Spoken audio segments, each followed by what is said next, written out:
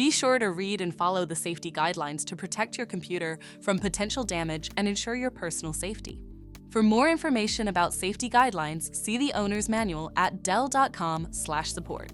Before you begin, turn off the computer and disconnect all the attached peripherals. To remove the rear cover, loosen the 4 screws on the sides of the base cover.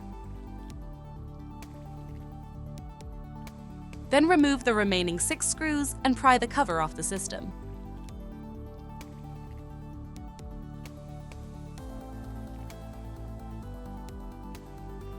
Unplug the battery cable.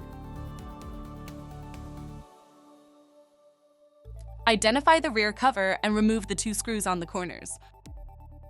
Then remove the 4 screws on the back of the rear cover and lift the cover out of the system.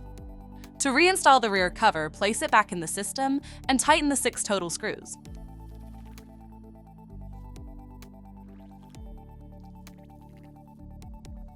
Plug in the battery cable. Place the base cover on the system and tighten the screws to secure it.